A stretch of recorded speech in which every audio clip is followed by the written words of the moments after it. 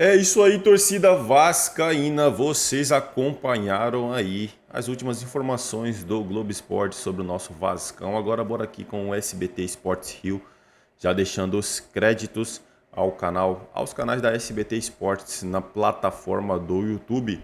Se não é inscrito no canal Torcedor do Vascão, se inscreva, deixe seu like e seu comentário, que isso faz uma enorme diferença para a gente aqui dentro da plataforma. O YouTube entende que o conteúdo é relevante e entrega para mais torcedor do Vascão. Agora bora pro conteúdo. A disputa por uma vaga nas competições sul-americanas. Mas qual será a chance de conquistar essa vaga para o Vasco da Gama? Rodolfo. O último jogo do Vasco não foi como esperado. O empate com o Juventude em São Januário foi um banho de água fria no torcedor. Mas calma, o resultado não gerou grandes prejuízos ao Cruz Maltino. A equipe chegou a 37 pontos e se manteve na zona de colocação, bem longe do temido Z4. Mas, por outro lado, não conseguiu se aproximar da parte alta da tabela, lutando por uma vaga na Libertadores do ano que vem. Faltam 10 jogos para o fim do Brasileirão. Hoje a equipe de Rafael Paiva tem apenas 0,01% de chance de conseguir uma vaga direta na Libertadores. Já as chances de ir para a pré-Libertadores chegam a 0,63%. Sobre o risco de rebaixamento, o torcedor pode respirar tranquilo. As chances do Vasco ficar na Série A são de 97%. Vale lembrar que as chances por uma vaga na Libertadores aumentam se pensarmos na Copa do Brasil. O Vasco está disputando a semifinal da competição. Apesar da derrota no jogo de ida para o Atlético Mineiro por 2-1, a volta será diante da torcida em São Januário. E o vascaíno, que aparece como o 12º jogador, sabe muito bem que o Vasco é para quem acredita. E você acredita, Pedrosa? Eu vou responder sim. Você, quando lá no início da temporada, você falou, olha, agora eu tenho que falar uma coisa aqui pra você, Fernanda Maia. O Vasco não briga mais pra não cair. O Vasco briga por uma vaga na Sul-Americana ou até na Libertadores. Aí ele fez um kikiki-cococó aqui. Não fiz não, eu concordo. Na hora que ele falou Libertadores, fez Ah, não, sim. Libertadores eu fiz assim, Libertadores... deu um calma. kikiki-cococó Calma, seu. Libertadores, calma. Mas você continua acreditando em quê, Pedrosa? Eu continuo acreditando numa vaga numa competição sul-americana, tá? Seja a sul-americana mesmo, a Copa Sul-Americana, ou uma vaga na pré-Libertadores. Aí sim. O que não é impossível. Aí sim. Não é. Porque você Também tem acho que olhar que a não. tabela. Até Agora, porque sempre vira G8, né? sempre vira, sempre vira. Isso que eu tô te falando. Agora, o Vasco tem que me ajudar a ajudar ele. Porque assim, quê? tendo desempenho, empatando com o Juventude dentro de casa. O Vasco perdeu pontos também, por exemplo, com o Red Bull Bragantino dentro de casa. Da mesma maneira, tendo desatenções. Lá contra o Criciúma no Heriberto Rios, era um jogo que o Vasco poderia ter vencido. Mais uma desatenção. São pontos que você vai deixando no caminho e que, novamente, você vai olhar para a tabela e vai ver que tem adversários que estão pontuando, que estão indo bem. O Vasco tinha uma oportunidade agora de vencer o Juventude em casa e aí ficaria a 2 pontos do Cruzeiro, caso vencesse também o seu jogo contra o Cuiabá, que é em casa. O Cuiabá está na zona de rebaixamento, é o penúltimo colocado. Então, assim, o Vasco está tendo a oportunidade de conseguir chegar nesse pelotão da frente e se firmar e não está se firmando, não está pontuando. Repito, são 6 jogos aí, no mês de setembro o Vasco não venceu. Então, assim, se você quer uma vaga numa competição sul-americana, tem que fazer por onde? Eu já falei uma coisa aqui muito clara. O fato do Vasco estar na semifinal da Copa do Brasil é algo que tem que ser muito comemorado. Ninguém esperava isso, mas não pode maquiar desempenho. Eu vou falar sobre isso agora. O Vasco, gente, eu tô achando o Vasco muito bravo. Se a gente for pensar no enredo do Vasco no ano inteiro, teve troca de 777 para Pedrinho, para Social e Olímpico. Já vou até explicar a situação do 777 agora, não sei se vai dar tempo hoje, a gente tomara que dê, senão a gente fala amanhã.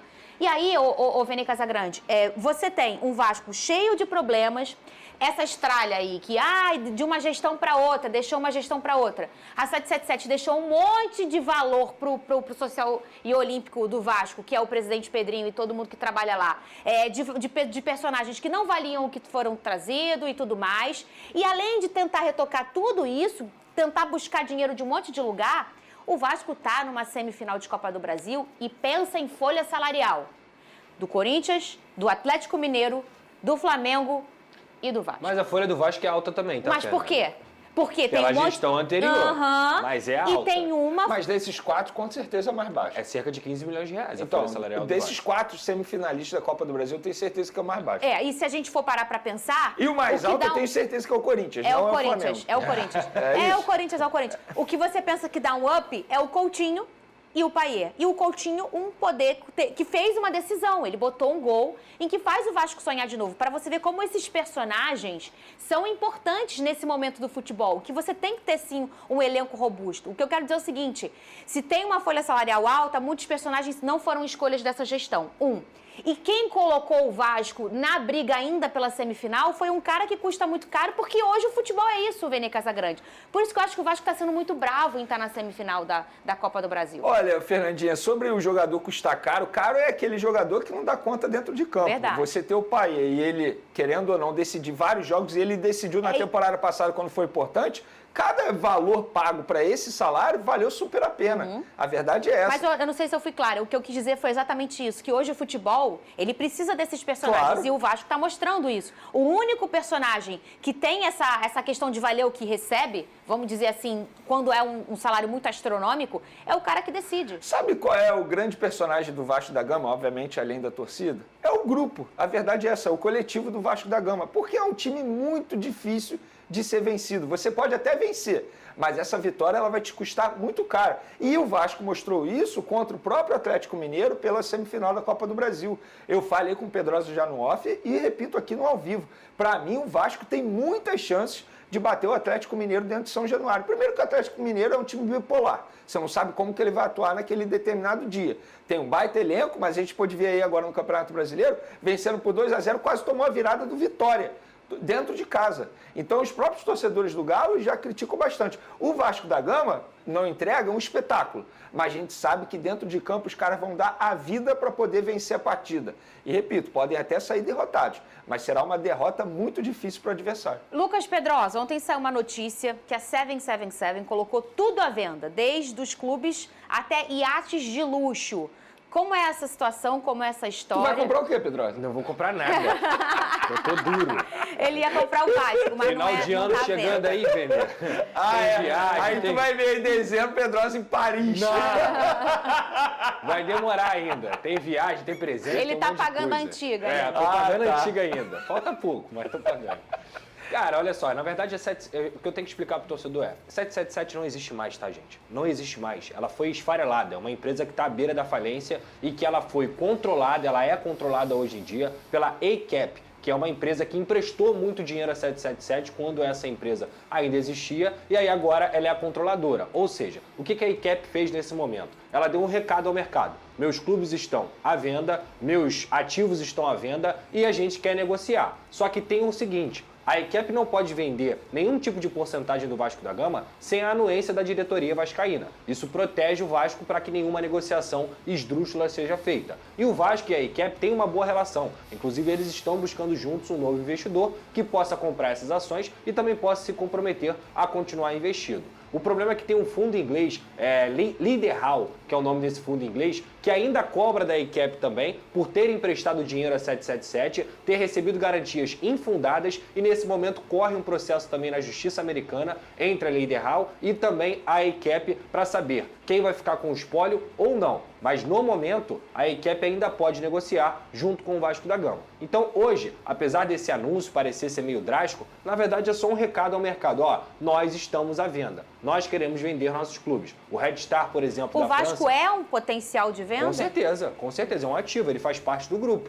Então a ACAP, que é a empresa que hoje controla a 777, que já não existe mais, quem existe é a ACAP. Ela quer vender o Vasco da Gama, só que ela não pode vender o Vasco da Gama sem a anuência da diretoria vascaína e do Pedrinho, que está acompanhando essa situação de perto. Agora você aí, vascaíno, que ficava assim, ó... Pedrinho foi lá, pegou, e agora? E a 777, se tivesse a 777, não ia estar assim, tinha dinheiro, não sei o quê. E aí? Vene Casagrande. Não, o trabalho E do aí? Pedrinho tem que Como ser é que a gente valorizado, explica pô. isso? Porque muita gente me perguntava isso. Fernanda, e agora? Porque o Pedrinho pegou o Vasco de volta, vamos dizer assim, e se deixasse a 777, eles iam fazer mais um aporte em setembro, ia ter mais um dinheiro Não para ia. não sei o quê.